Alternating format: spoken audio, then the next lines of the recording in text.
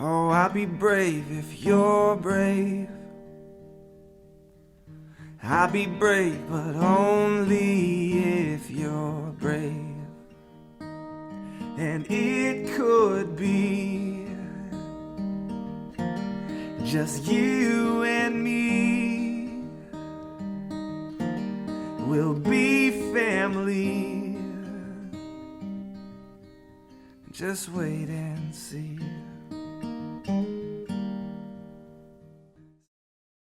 Good evening, everyone. Welcome to all of you who are able to join us tonight, either live or those who are coming back post-live to watch this edition of tonight's Lung Cancer Living Room.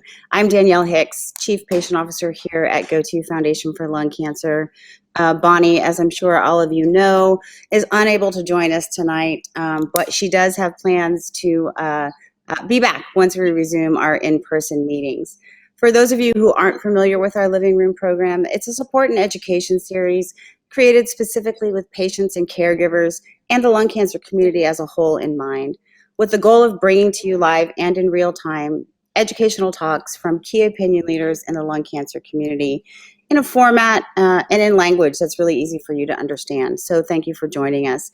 Tonight, we have Dr. Kyle Hogarth, who is Professor of Medicine, Director Bronchoscopy, Co-Director Lung Cancer Screening Program, Medical Director Pulmonary Rehabilitation Program at the University of Chicago. Tonight, as you may already know, we're going to be talking about lung health and the role of the pulmonologist. You know, not everyone diagnosed with lung cancer has a pulmonologist on their care team, unfortunately. So tonight, we're going to talk about that role in not only lung cancer treatment and care, but really in some other areas of rehabilitation and supportive care.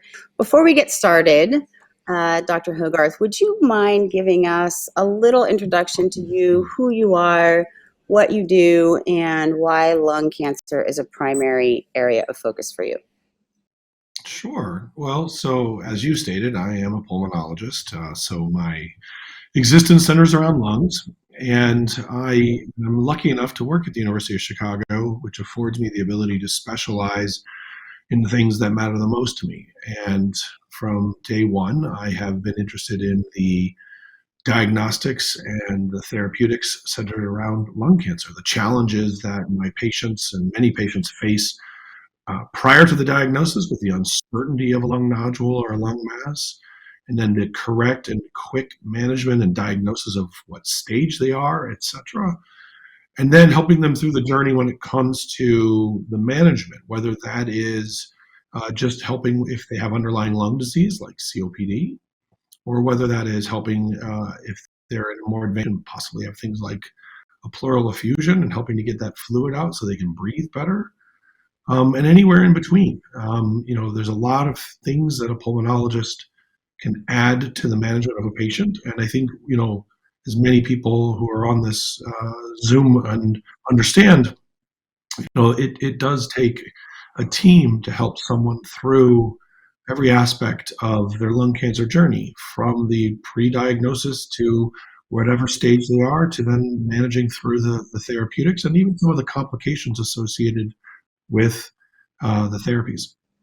Yeah, I think it's a really important point, and most people I think are familiar with the medical oncologist or the radiation oncologist, or if you're an early stage patient, you're thoracic surgeon. But most people don't really think of a pulmonologist, which is sort of this hey da now moment, right? When you really look at the role of you and the pulmonologist in general, who specializes in the respiratory system, in the lungs, complaints involving the lungs that have to do with lung cancer and or don't. So I'm really, really hoping that the takeaway tonight for those who may not have a pulmonologist on their care team to really consider what you and other healthcare professionals, pulmonologists like you, bring to the table. So we've kind of broken out the conversation tonight into two different sections.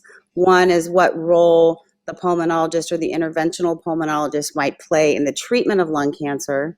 And then second to that, but equally as important, is sort of this rehabilitation and supportive care outside of that treatment area. But I want to start talking about lung nodules and nodule management. What role do you play in that area? Oh, we are probably one of the principal players, or and should be. Let's start off with the fact that a lot of lung nodules get found, and not obviously all of them are going to be malignant. But it is the first concern, naturally, that anyone has if you've been told you have a lung nodule. Is what is the possibility that this is a cancer? And if it is a cancer, what is the possibility that it has spread to anywhere else? And I think if you're also a survivor of a different cancer, it also has to beg the question, is this nodule related to that cancer, that I had before? And of course, there's a lot of benign reasons people have a lung nodule. So the first component of this is to have a discussion of what the probability of malignancy is in regards to your nodule, and then what is the best way to make a diagnosis, or if it's appropriate, what's the right interval at following up so that you don't have an unnecessary invasive procedure, and that we can do a watch and wait approach, because that's the safer approach for you and helps you avoid invasive procedures. No matter how safe they are, they're still invasive. It's interesting because I know at Go-To Foundation, and we have a helpline, and people often call because maybe nodules were found, and there is this watch and wait period. What do you say to your patients who might be anxious about what that means? The recommendation starts also with size. So nodules that are, generally speaking, a centimeter and larger are generally going to need to be sampled, unless, of course, the nodule has characteristics that help you to understand that it's a benign nodule. There's certain radiographic characteristics.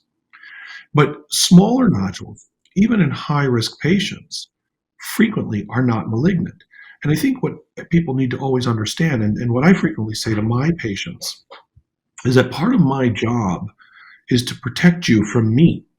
And what I mean by that, of course, is doctors, we do all kinds of invasive procedures. And look, even if something has only a 2% complication rate, I'll make that number up, but your chance of that nodule being cancer is only 1%. So there's a realistic chance that I'm going to harm you in an attempt to prove something that is very likely to not remotely be cancer. And the thing is, if the nodule's small enough, in that short interval between CAT scans, the nodule may grow. It may raise our concern that it's cancer. However, if it was small enough to begin with, the amount that it will grow in that time period means that it would still be the same stage. So what we've gained is you've avoided, majority of times, an unnecessary procedure, but we've really lost nothing, because if it is a cancer, God forbid, in that time period, the amount that it's grown, the probability that it has spread is so remote that the benefit to you, the patient, is avoiding getting needle biopsies, bronchoscopies, unnecessary surgeries. And the thing is, these procedures, they are getting better and better. I've spent all day working with a company that's developing an even better tool for the inside to help us sample inside the lung, but it's still an invasive procedure. It still carries a risk. And if you don't need it, I don't remotely want to use it on you. I think that makes sense. And, I want to kind of pause right here and step back for a second and talk about sort of nodule discoveries and how they may or may not be found. So maybe somebody is involved in a screening program, right? And they are actively participating in their health and their health care, right? Via screening. The other sort of piece of this is maybe an incidental finding. So God forbid something happens, you wind up at the hospital, they do a CAT scan or an X-ray, and they find something on your lungs. At what point do you, as a pulmonologist, or should you come into this treatment sort of paradigm? Right then and there, because it's either a nodule that's small enough that watch and wait's the correct approach, but you want to be, and understandably, I get why when my patients, I frequently get someone comes for a second opinion, they were told watch and wait, but they were told watch and wait by someone who doesn't really deal with lung nodules for a living. So understandably, the patient is, scared. I get that. And the patient is also wanting the reassurance. So then they come to see me. I start off by explaining also that I'm very aggressive about lung nodules, that if you remotely need a biopsy, we're going to do it. And so if I'm telling you watch and wait based on all that this is what I do, people feel obviously more confident about that. But the other reason you want me here is that, let's say that that incidental finding that you just talked about is something that actually shows, unfortunately, something larger, and even shows lymph nodes, etc. So that the concern that you not only have a cancer but a more advanced stage cancer, the reason you want my involvement early on is that what I see over and over across this country, which I find very distressing, is that someone will clearly on CAT scan have an advanced cancer. Just, no debate when you look at the scan. And they will send that person for a needle biopsy of the lung mass. But the problem, and sure enough, proves it's cancer, but doesn't remotely stage the patient. So now they still have to get sent to someone like me for me to go sample the lymph nodes. And we're wasting time. If you'd been sent to me first, we would have gone right in and sampled your lymph nodes and made a diagnosis utilizing a safer procedure, guaranteeing enough tissue for the molecular analysis that you're going to need to be able to drive the specific therapy that you deserve, and stage you all in one event, one anesthesia event, not 2 procedures, not 3 procedures, not waiting every time to go see the doctor and then get scheduled for the procedure. And I see this continuously, and it's so frustrating. The pulmonologist should be the immediate quarterback, if you will, of where to go next. Because obviously, if I prove you don't have cancer, fantastic. Then I'm also glad that no one bothered to send you to see someone who deals with cancer. You don't even have that diagnosis, right? This is I'm with you on this. It's an absolute huge area of frustration and a very large pain point for me and my colleagues. Agreed. And you mentioned time, and I'm constantly thinking and putting myself in the shoes of the person who may or may not have lung cancer, and time is not something that they feel like they want to waste. And so what you just said is a perfect segue into sort of the next piece that I want to talk about. But what I do want to reiterate is what you just said, whether it's an incidental finding and or maybe you did the right thing and you went to an independent screening center and something was found, your very next step should be to find a pulmonologist to help you manage what the next step should be. And by next steps, it's either watch and wait, which we just talked about, or this biopsy diagnosis staging place. So let's talk a little bit about that, and let's start with the biopsy place. And you mentioned, I think you said a fine needle aspiration. There are multiple types of biopsies. Can you talk about some of the different ways that we do access that tissue and how you choose the best method to access that tissue? Absolutely. So the goal always is, what is the way to both make a diagnosis and stage you at the same time? So obviously there are the imaging that occurs, CAT scans and PET scans, but bear in mind, as good as PET scans are and as good as CAT scans are, they are not the same as someone looking at a piece of the tissue from your lymph node proving there's not cancer there. And studies after studies have shown that PET scans, though very accurate, unfortunately under and over stage a patient. And when it comes to what stage you are, there needs to be no room for error.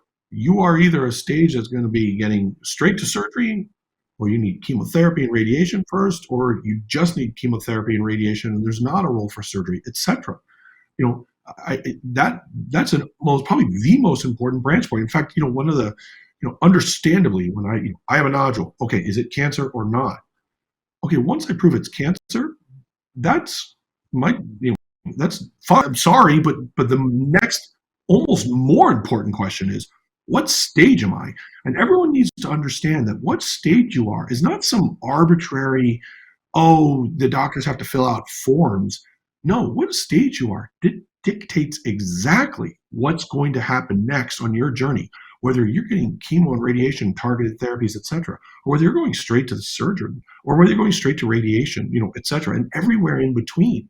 And it's important because the staging guidelines keep changing, as well as how we manage. This is thankfully actually a rapidly evolving area. And I say thankfully because some of the best advances that have been going on in cancer management have been, thank God, happening in the lung cancer world. So that we're doing better and better for our patients.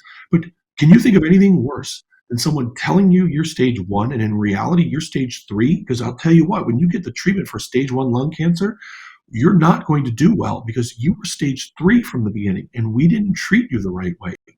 And I see this all the time too, where they said, well, the one was negative, so he was stage 1.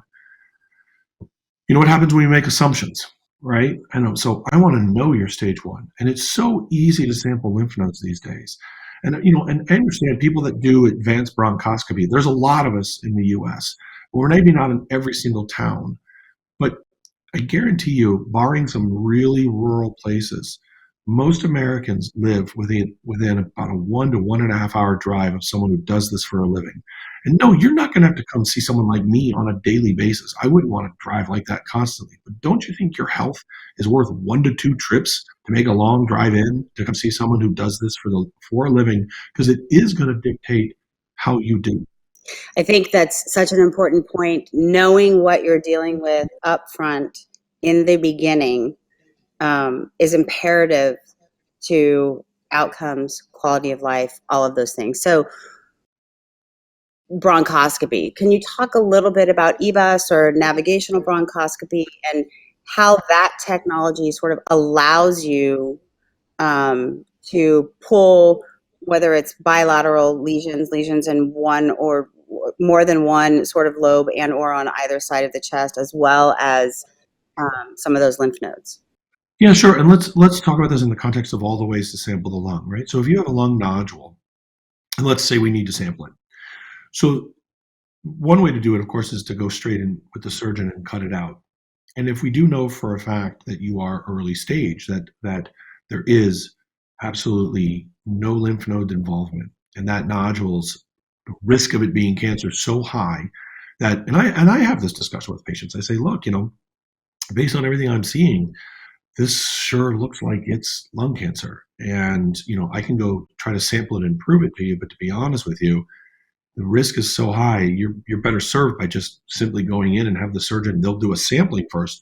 But once they prove it's cancer, go ahead and go straight to getting it removed because, you're going to get both diagnosed and cured in the same stage or the same setting. But that's not always the case, and there's always enough questions as to whether or not it has, based on the size of the lesion and its location, as to whether or not we need to go sample all the lymph nodes first. Well, if I'm going to go in and sample all your lymph nodes, and we use an endobronchial ultrasound, so when you have a lung cancer up here, next question is, has it spread to any of the lymph nodes in the middle of the chest? That's the natural drainage. I need to go sample those lymph nodes. And we have a special scope, has an ultrasound on the end, lets me see through the walls, see the lymph nodes, pass instruments in, remove pieces. Depending on which lymph nodes are involved, dictates what stage you are. And again, this is not some arbitrary thing of, oh, he just needs to go prove this.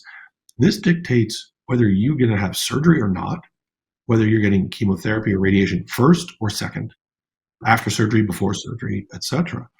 And of course, God forbid you're in a more advanced stage, or even if you're stage 4, then we need to get the easiest amount of tissue. Do you really, should you have a surgery to go prove that you're not an operative candidate? That sounds ridiculous. Why shouldn't we do the least invasive procedure that's guaranteed to get the molecular markers that your oncologist is going to need to treat your tumor, the thing that makes your tumor different than the other person's tumor? We need correct amount of tissue for that. And that's where we come in. Now, bronchoscopy also adds a lot of new technology that's allowed us to get deeper into the lung. We historically, go back 20 years, we had not as much to offer from a bronchoscopy perspective, but now we can reach all kinds of places in the lung, actually sample and prove if that's a cancer. Then, like I stated earlier, sample all your lymph nodes. So prove that you're a cancer, but also importantly, prove that you're an early stage cancer. Now I can send you to the surgeon, and you are going to have an operation. But you know exactly why you're going to have an operation, because you have stage 1A lung cancer. We need to go get that thing cut out. Or because your lung function is maybe not good enough to tolerate a surgery, fine, you're going to go get radiation therapy to that spot. we're going to go take care of your lung cancer that way. But we're going to have a good chance of curing it because it has not spread at all. Yet again, such an important point. We know that upwards of 40% of early stage lung cancers recur, right? And there's a multitude of reasons that may or may not be happening, but if you're not properly staged up front, there's a big problem there. Until you look, everyone is stage 1. And I'm going to give you a perfect example from my own practice. Literally a week ago, we navigated to a small lesion. It was about a centimeter in size, PET positive. It sure looked like it was going to be an early stage cancer. And we biopsied it. Sure enough, it was a cancer, unfortunately. But hey, it sure looks like you're early stage. Everything else was negative by the PET scan. And so, okay, now we know what we're dealing with. But we, moved our robot out of the way that had proved it was cancer, and now we go to do the staging. And the lymph nodes on CT scan and PET scan looked normal. And even on the ultrasound, when we looked with our scope, when you first just look, you're like, oh, this doesn't look like much, but we take our samples because we need to prove it. And unfortunately, the lymph nodes were full of tumor. And this is a gentleman who, before we did what we do, they would have resected his tumor, and then his cancer would have, quote, recurred, quote, 6 months later, and everyone would have said, oh man, lung cancer is so aggressive. But in reality, what he's got is advanced stage lung cancer. He needs to get chemotherapy. He's got a different prognosis, but now that we know what he's got, we're not wasting time giving him a false sense of we're going to cure you with surgery when he had a 0% chance of being cured by surgery. And it's only because we looked. And that's not it's an anecdote, but the medical literature backs up that up to 10% of the time, these lymph nodes do contain tumor if you only look. And because looking is so easy now and so safe, it's an outpatient procedure. We go through your mouth. There's no cutting. Yeah, I agree. I agree. And I think it's, rather than sort of the old school of thought where you think it's an early stage cancer and the patient winds up in the operating room. And if they are blessed enough to have a thoracic surgeon who's pulling enough lymph nodes up the chain to properly diagnose, then maybe that's how you would ultimately come out with sorry, you weren't early stage. What we found is that you were lymph positive at X station, right? Whereas now, prior to hitting that operating room, because of the technology and physicians like you, we're able to really take a deeper dive look without cutting anybody open and make that determination prior to whatever the first line therapy may be. I always hope you're stage 1, but I'm going to go prove it. And I never want to, but and this goes other directions too, right? So do you know how many patients who've come to me with a PET scan that says they have more advanced stage? But there's lots of benign things that light up on a PET scan. So if we just used a PET scan to say, gosh, I'm sorry, ma'am, you are not a candidate for surgery because you clearly have advanced stage cancer. We go sample the lymph nodes and we prove that, okay, fine, you have cancer, but it was this stage 1 or 2, not stage 3 that someone made the assumption. And again, this is your health, this is your life, and this is about to be the biggest fight you've got in front of you, and we're going to make assumptions? Are you kidding me? Yep. No, listen, we are speaking the same language, Dr. Hogarth. I can't tell you how many times I've spoken to people who, to your earlier point, were told you were an early stage patient. We are doing surgery for curative, with curative intent, only a couple of months later to find out that they're metastatic. And of course, this runs fear in patients about, well, maybe during the surgery, some rogue cell got out and then it just went crazy somewhere and all of this other stuff. No, but it's like you said, it's not that. It's that you were not staged appropriately. Yeah. And look, unfortunately, lung cancer can be aggressive. We do unfortunately know some true early stage cancers can recur. But if you've actually been staged appropriately, the probability of that is lower. And the thing is, too, there's some even better new tests. There's a new test that can be run on your tumor as it's resected that helps to predict if you're a higher risk for local recurrence. And based on that tissue test from the resection, could be used with your medical oncologist to help basically determine that you would be a good candidate for some, chemotherapies. Like if you're a 1B, stage 1B, people frequently have not taken therapies after resection there. But I will tell you what, if this test from my tissue said I was a high risk for recurrence, I sure as heck would be doing it. Yeah, and I think there's so many things coming sort of down the pike right now, especially in this early stage, whether it's in the neoadjuvant or pre-surgical setting or the adjuvant post-surgical setting, that all sort of play into this decision making based on where the patient actually is, with all of these things factoring in. And technology is amazing, and Dr. Hogarth and he alluded to it at the beginning of this program. It's still continuing to happen. Technology and advancements that are being made in this space are huge. And of course, they're not fast enough for people being diagnosed today, but there are things that you may or may not know about. And I think that's one of our big hopes with this programming, is that we'll be able to bring this to, again, those of you watching live or those of you who have come back to watch, sort of food for thought and conversations to go back and have either with your primary care physician, who may be like, we saw something, but we're going to watch and wait, for you to be able to say, well, I might feel a little more comfortable if you give me a referral to a pulmonologist to get a second set of eyes on this. Right, especially one who focuses on lung nodules. And then the other thing, I think the other key to this, because this field is evolving so quickly, understandably, if you've been diagnosed with a cancer, any cancer, you talk to your friends, you talk to your family, and you find out suddenly, my uncle had lung cancer, and 5 years ago, and they talk about whatever he went through. On a lot of things, it helps to hear what someone went through 5 years ago, because it probably still applies today. That's so almost beyond untrue with lung cancer. The journey someone went on 5 years ago is not necessarily the same as what's happening today. It really does. I mean, yes, you want to talk to people, you want to get information, but you need to be talking to experts both from the diagnostic, therapeutics, and what stage you are, and make sure you're getting all the appropriate therapies, because this area is rapidly evolving. Literally what someone was getting even 2 years ago is not necessarily what we're doing today. The technology I use to diagnose and stage is already changing and evolving. That's what I spent today doing, trying to help develop some new stuff. There are therapeutics that are all being trialed right now that I will be using, things that I will put down the scope to try to either help cure your cancer or help the various therapies that you're getting through work better by augmenting the immune response. The sky's the limit on what people are trying to do to help. And I think that's exciting to know that, honestly, if someone had a surgery or whatever, and to cure lung cancer 2 years ago, even the surgical technique today is potentially going to be different than what they went through 2 years ago. And so it's really exciting times, and I think it's really important. That's why you want to be up to date. That's why I love doing this. Every time you ask me ever to do these, it's like half a second pause to make sure it's free on my calendar. I'm always happy to say yes. And we cannot thank you enough. And I know our patient and caregiver community thanks you also.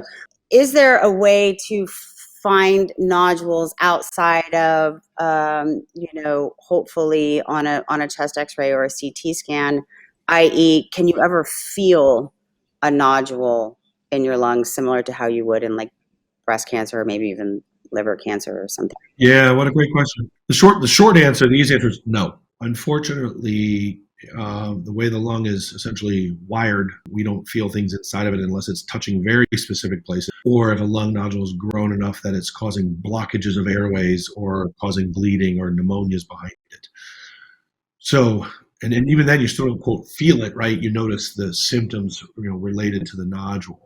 So that is why, unfortunately, you will hear the story of someone, and we see this all the time, where they get in a car accident, like a true freak of nature car accident, and then they shoot an X-ray because they're worried the shoulder's broken or whatever, and there's a 3-centimeter mass in the upper right lung.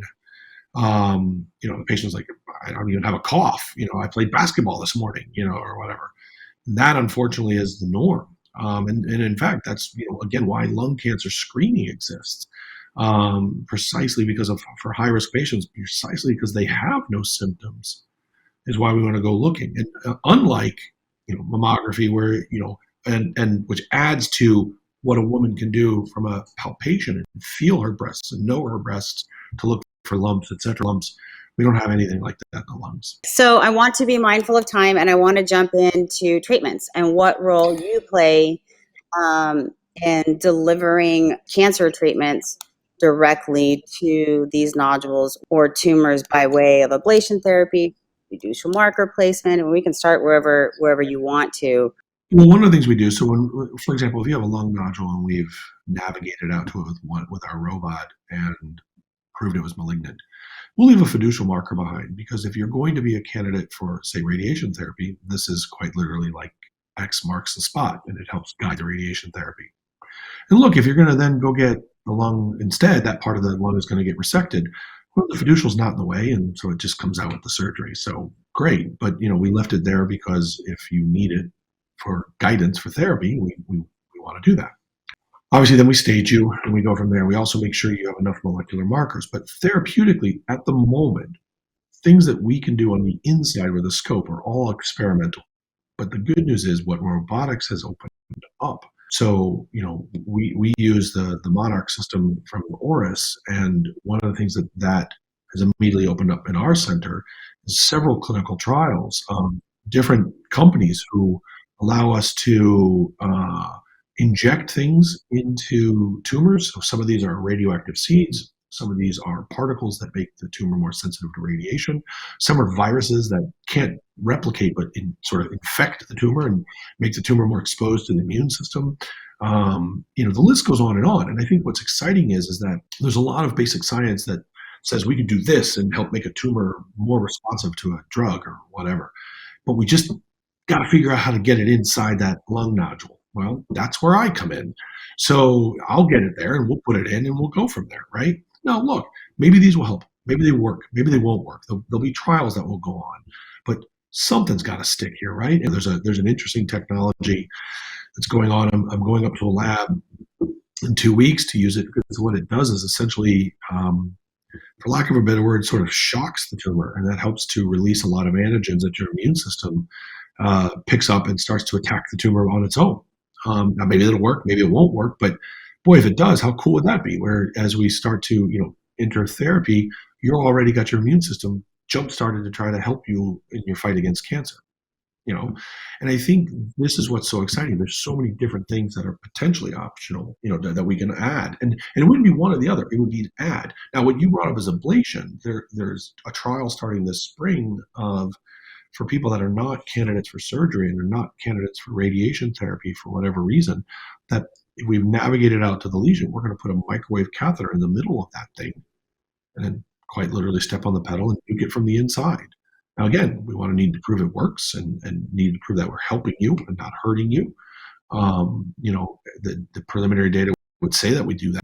We need proof. And so that's where, clinical trials will come in and people will volunteer. And, the advances of today are all on the shoulders of the volunteers of old, right? So Please forgive me, those of you watching, because we kind of skipped over this very, very, very important piece when we were talking about pulling biopsies. We got so excited about the staging part, but your role in ensuring that there's enough tissue for comprehensive biomarker testing. So we have on-site pathology in our room that when we're taking samples. And sure, we have them there. Obviously, it's nice when I can tell someone, good news, but that I can tell them that day. And that's always something I like to be able to give them an answer immediately. And in some cases we can, in some cases it needs to be processed further. But honestly, the biggest reason we have them there is to ensure that we get all the tissue we need right up front. So if you're presenting as a more advanced stage and we sample your lymph node and there's tumor there, we don't stop until we have enough tissue to be able to not only prove what it is, but then all of the so-called molecular analysis. Because I only want to go in once, and then let you get started and get me out of the way. And the other role that I continue to play, though, is that depending on where you are with your lung cancer, if you're at a stage where they tell you that the current state of the therapies, that they don't have any other current standard of care therapies, and they start talking to you about research drugs, etc. A lot of those trials, or at least more of them, are requiring fresh tissue.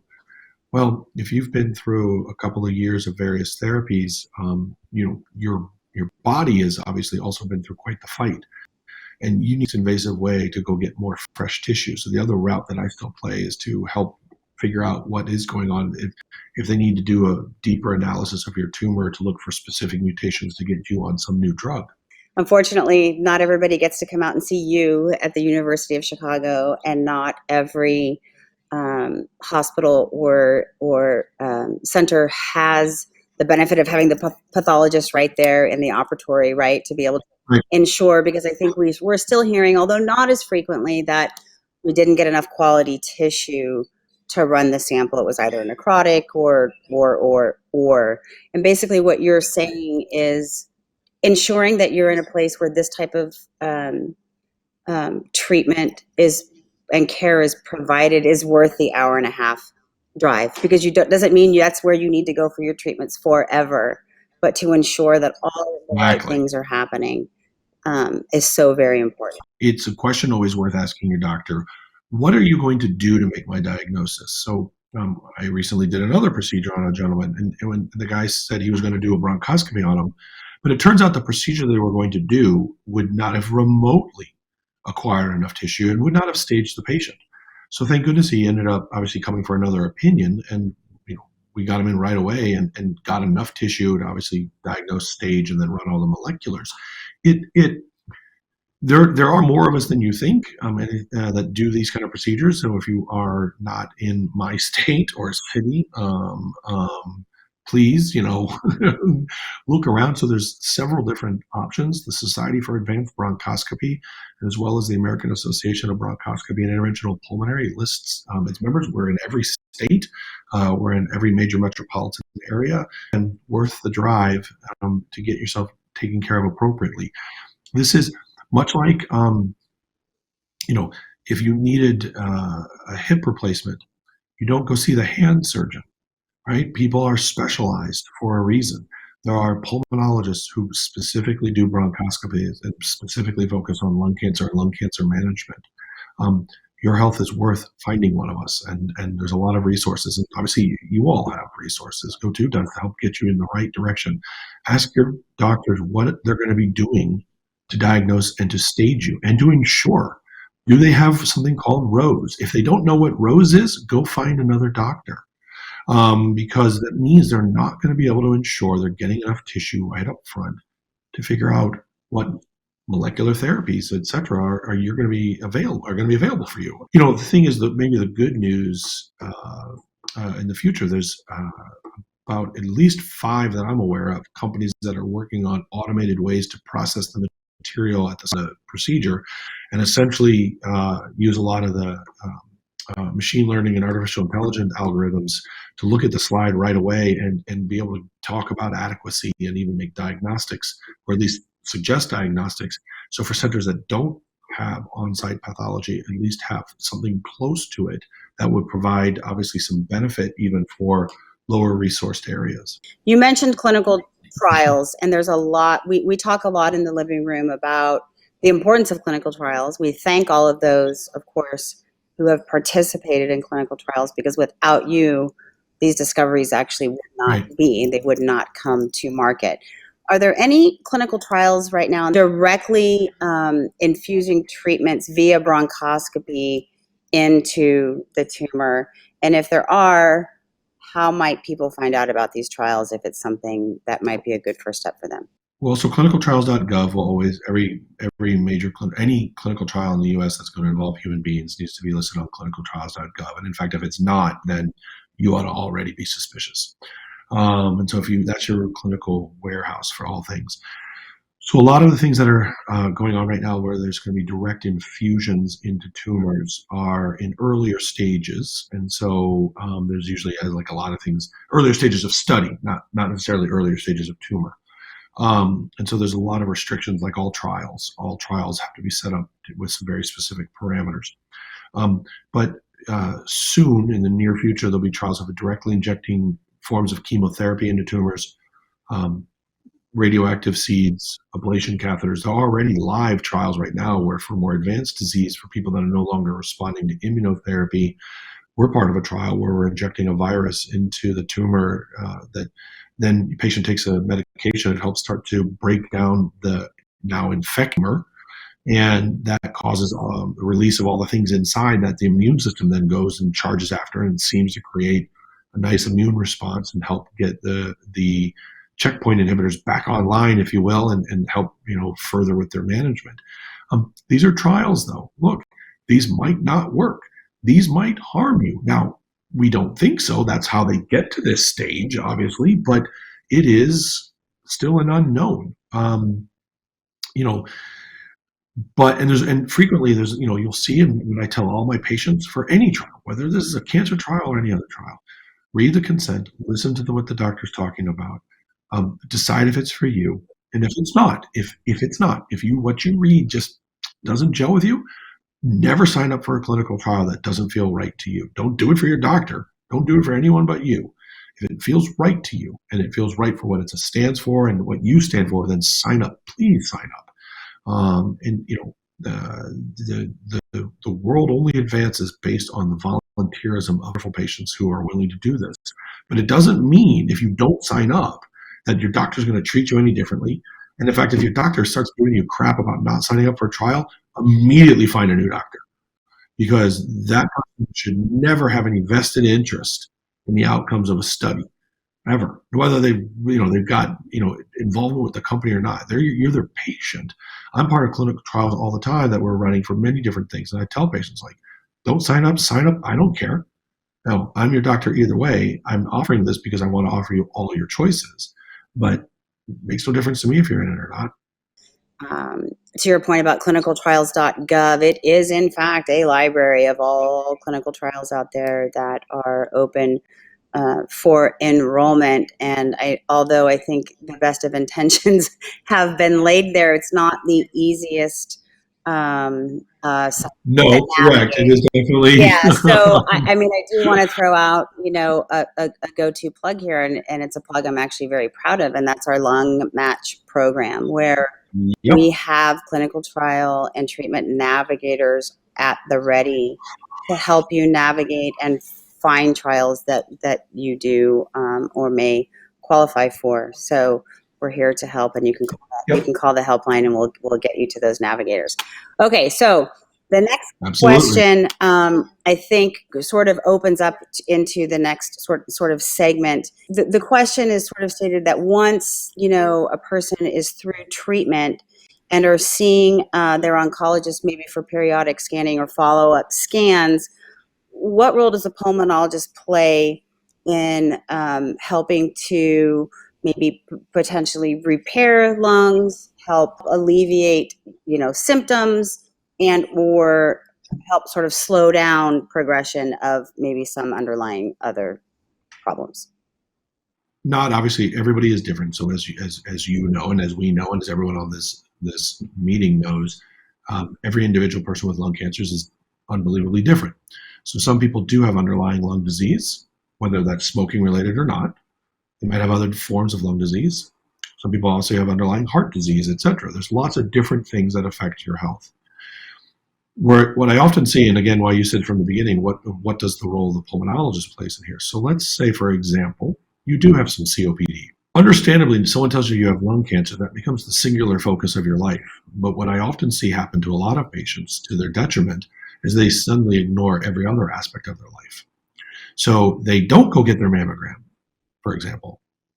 They don't follow their diet and let their diabetes run rampant. They don't take care of their COPD because they're focused on their lung cancer. And again, I get that. That's a natural human response. There's no judgment here.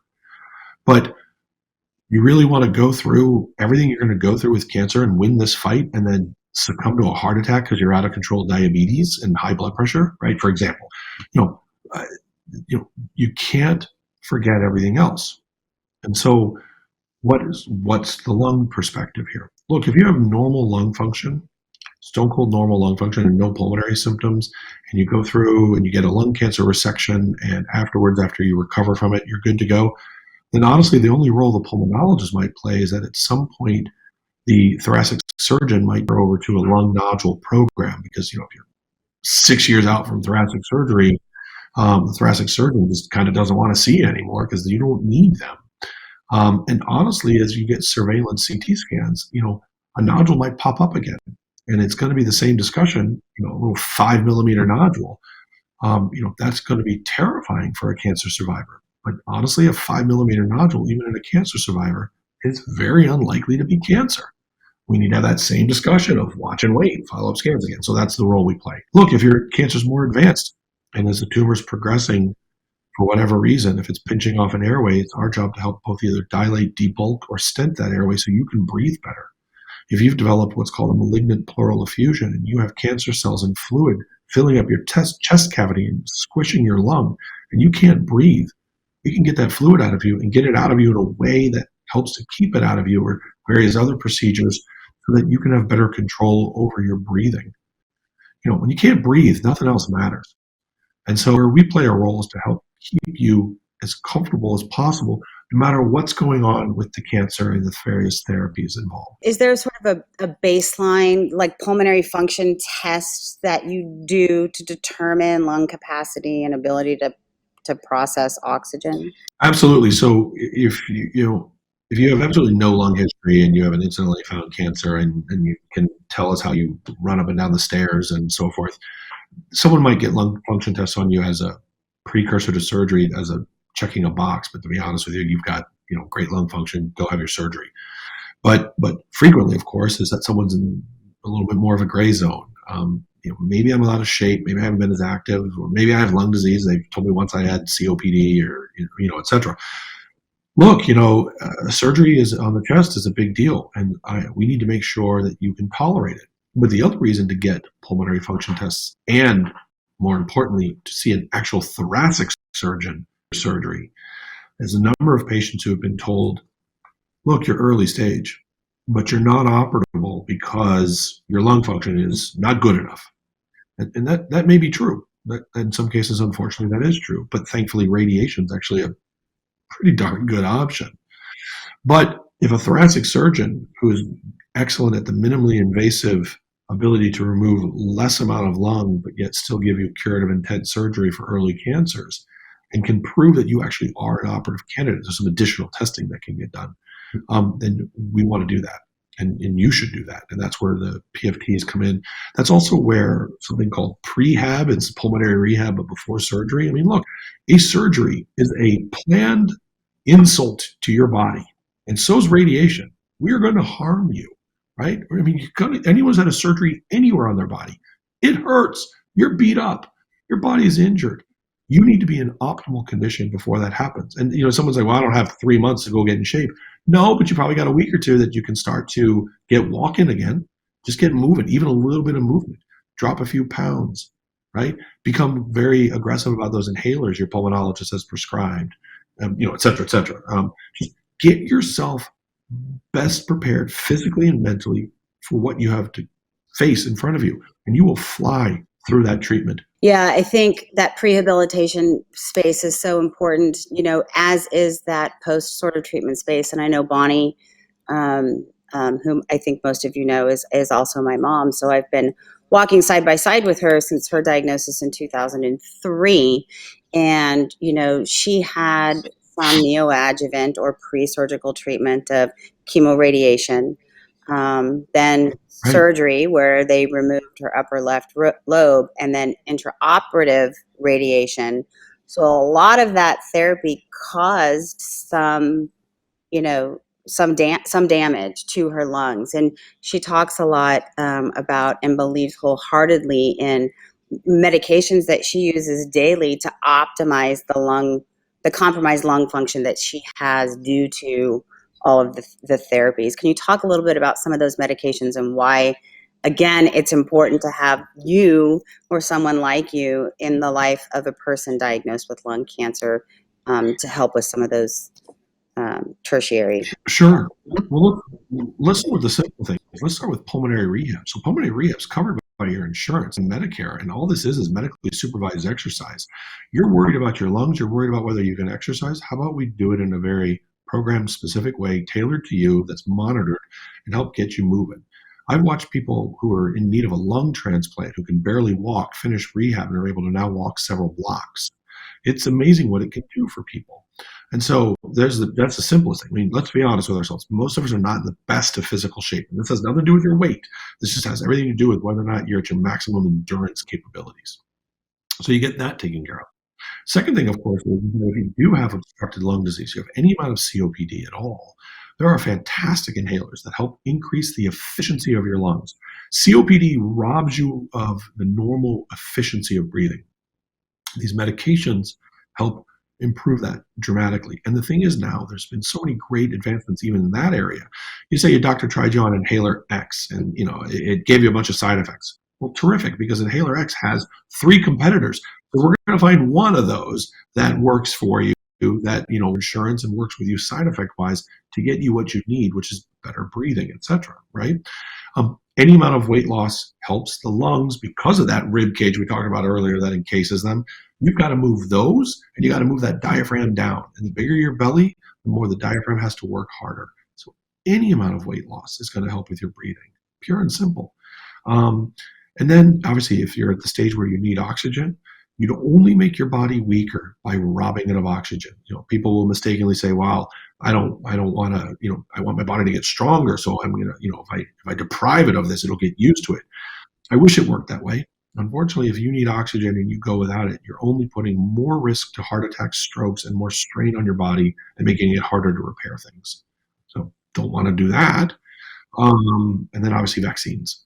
I know, again, Bonnie, my mom has at hand all the time is a pulse oximeter that you can get at, REI or on Amazon that will measure your oxygen levels in your blood, so that it will kind of help you to identify when, okay, it might be time to, look into oxygen, and or if you already have it, somebody needs to get me my oxygen because I'm having some trouble here. Oxygen's never going to be harmful to you. Let's say your oxygen level is adequate, but you put it on. You're just wasting it, but that's fine. Who cares? It's oxygen. There are concentrators now too, right?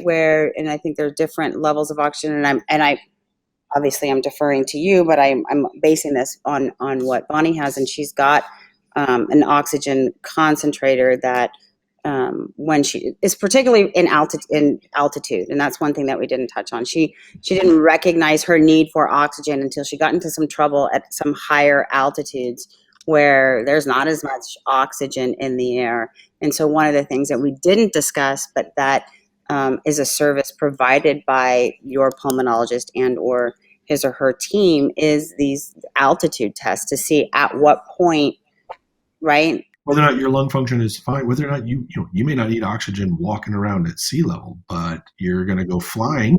That's a partially pressurized plane, or you're going to go visit that cousin of yours who lives in the top of the mountain outside of Denver, or whatever, right? You're a lung cancer survivor. That doesn't mean you're stuck at home now. It's time to get traveling, and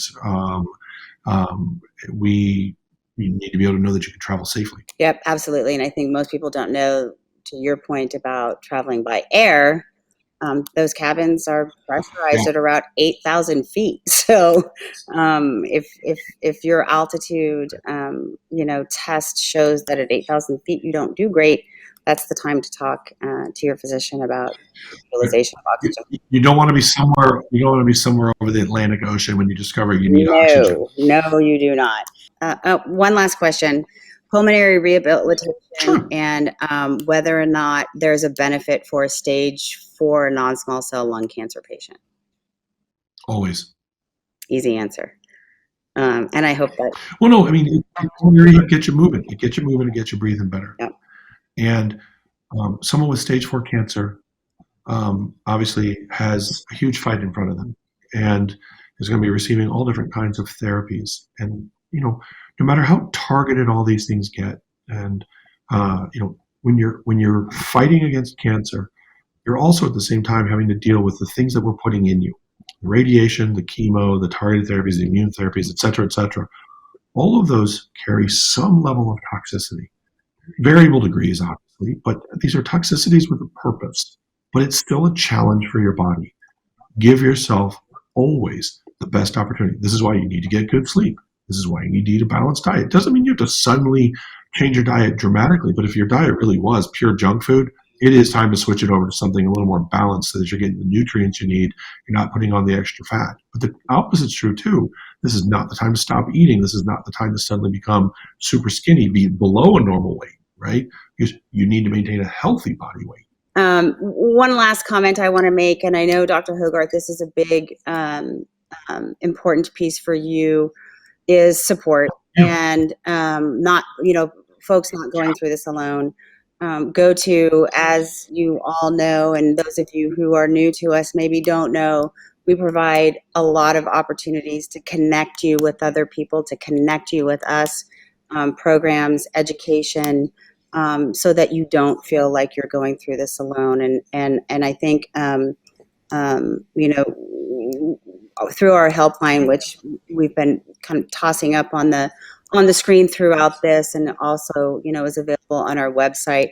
We're here for you to help you navigate through any aspect of this disease, wherever you are in your journey, to help connect you with the support and education and the tools that you need to ensure that you're putting your best foot forward. And to Dr. Hogarth's point, that your physician's putting his or her best foot forward. So thank you so much, everyone, for joining us tonight. Dr. Hogarth, before I close out, I don't know if you have any final thoughts or comments you want to share with everyone. My final thought is exactly what you said.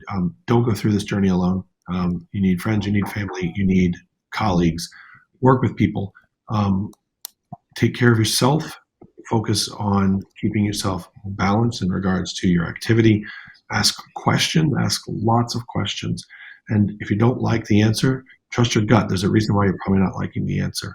Get a second opinion if you need it along the way, but make sure you're seeing people who actually specialize in diagnostics, therapeutics, and management of lung cancer.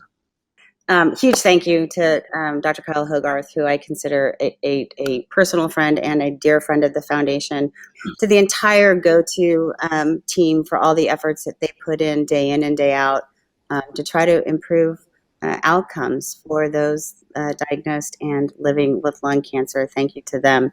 Of course, to our supporters, Amgen, AstraZeneca, Boehringer Ingelheim, Bristol Myers Squibb, Daiichi Sankyo, Eisai, Foundation Medicine, Genentech, Merck, Novartis, Regeneron, Sanofi, and Takeda. Without your support and generosity, we would not be able to bring this programming to our community. So thank you all so very much. Oh, I'll be brave if you're brave. I'll be brave, but only if you're brave. And it could be just you and me. We'll be family. Just wait and see.